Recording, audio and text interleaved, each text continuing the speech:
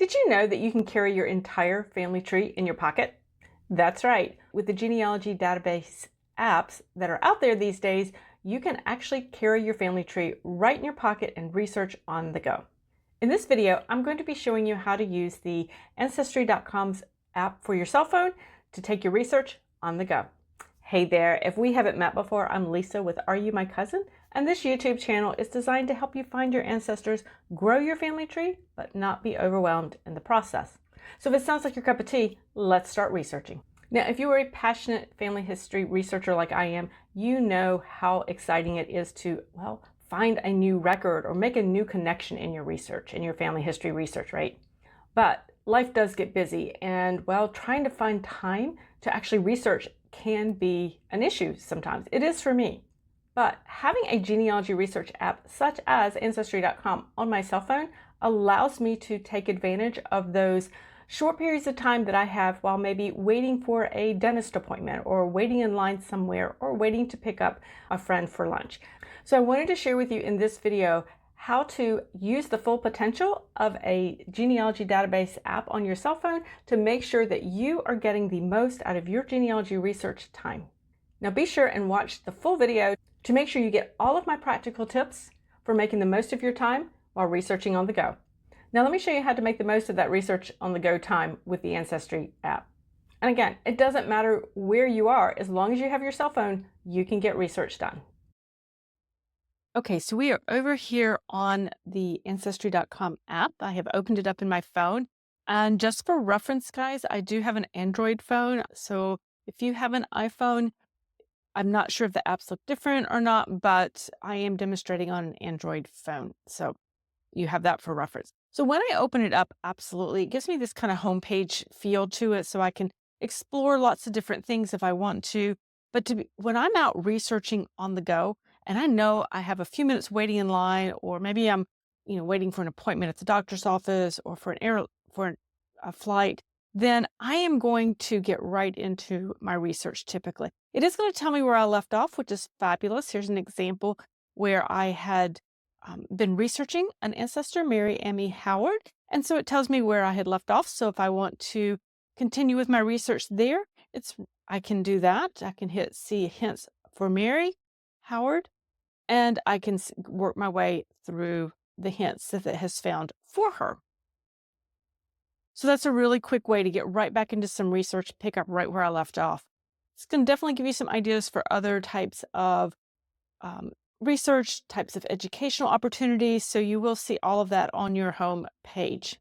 Now, what I do when I am out and about and I'm researching on the go, I typically will open my homepage and go straight to my family tree, right? So I'm going to look at my family tree and go into find my ancestor that I'm working on, and I can see the whole thing. So if I pinch out, I can see the whole thing. I can't read it, but I can see it. And then you can enlarge it by pinching it out. And so if I wanted to then take that Howard line a little further, I can certainly do that as well.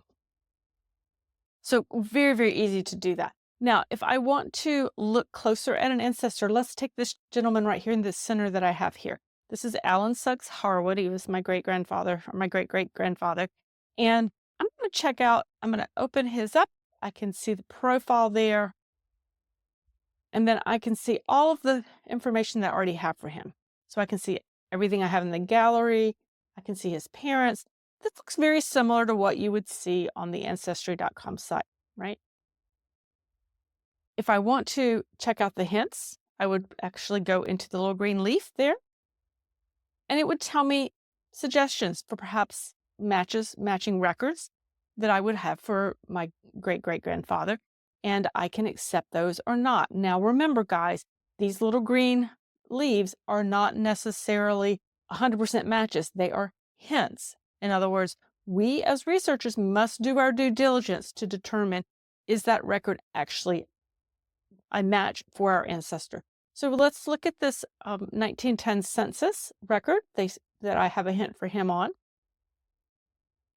All right, so it says, does it match? It's asking me, does it match? It's not a given. So I'm going to read down here. I'm going to look through the record. It says what's on the the record, says, what the information is I have on my gentleman in the tree, and I can look at that. It looks like a match, and it is a match from what I am seeing. What I will tell you though is I never just go with this alone. I'm still going to go ahead and open that record up.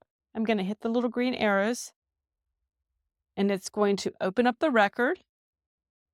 I can enlarge it, and I can take a closer look at that record for my ancestor. And I see there's A. Suggs Howard, there's Emma, his wife, and it lists out their children. All of those children are known to me. And so I can then get my information from there. All right, so I hit the back button. I can say yes, this is his. So if this were not a match, I would hit no.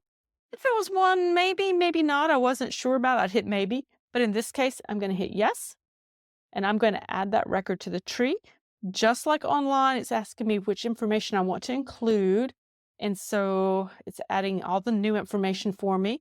I can then update the others that I have for them as well. So Emma, yes, let's go ahead and add this to Emma Thomas Howard's or Harwood's tree profile as well. You will notice that name Howard, but yet I'm working with Harwood. That name did fluctuate. That is known within the family research. So I'm very comfortable with that. So once I have everything checked, I'm going to hit save up here in the upper right-hand corner, and I'm saving that record to the tree. Now you see how quick and easy this was? This is something I can do in a waiting room of an appointment that I might be working on. It is something that you can do if you have a few minutes, or some time to wait at the gate before your flight takes off. Very easy to do.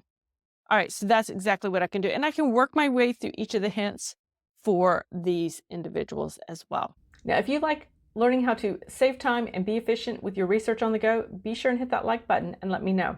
That way I know that you want me to create more content on making the most out of small pockets of time to get your genealogy research done.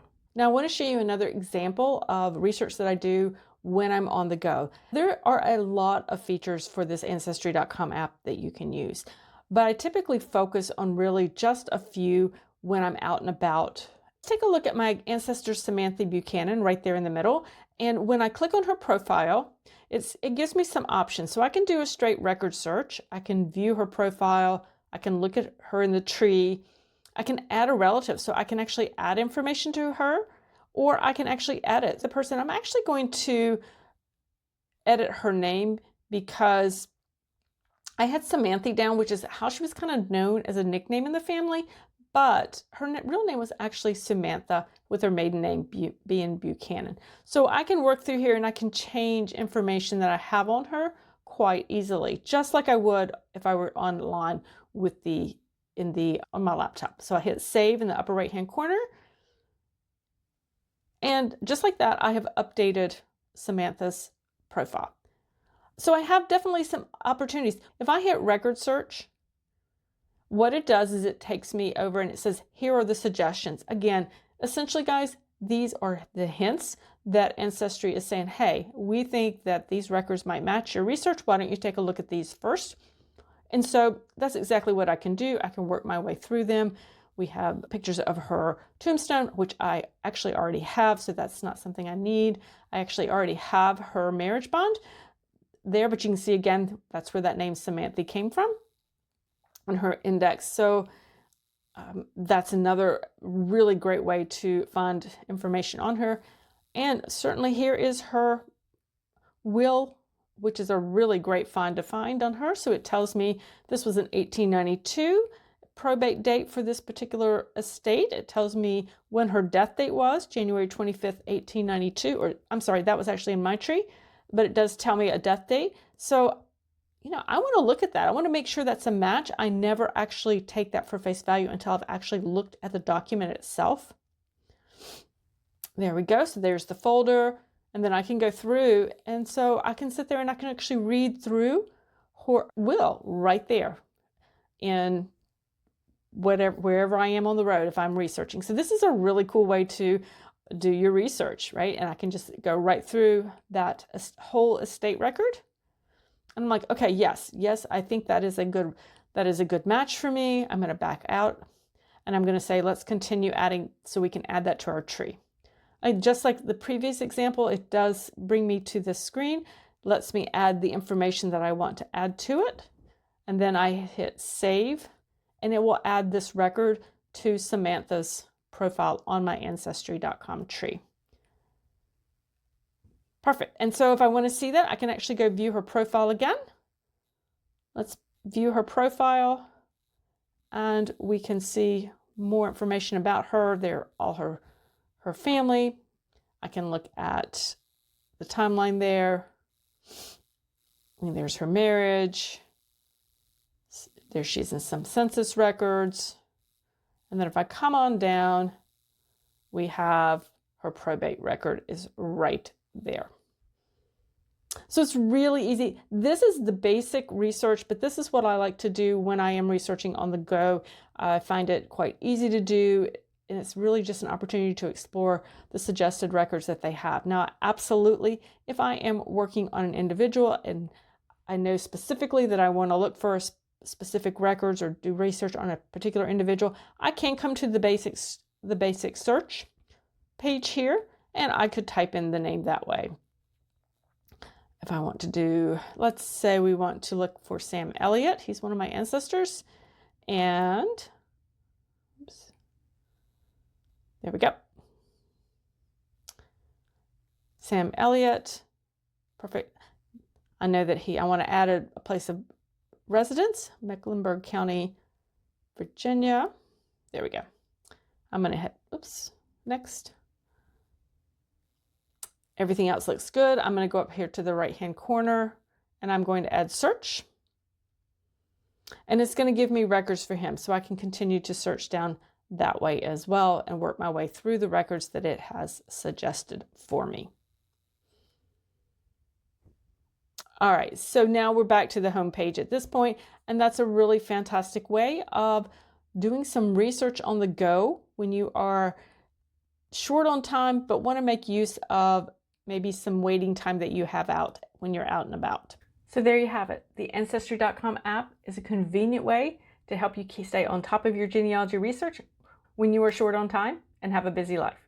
Now learn about scanning your old family photos in this video, Ancestry.com's photo scanning app, how to get started.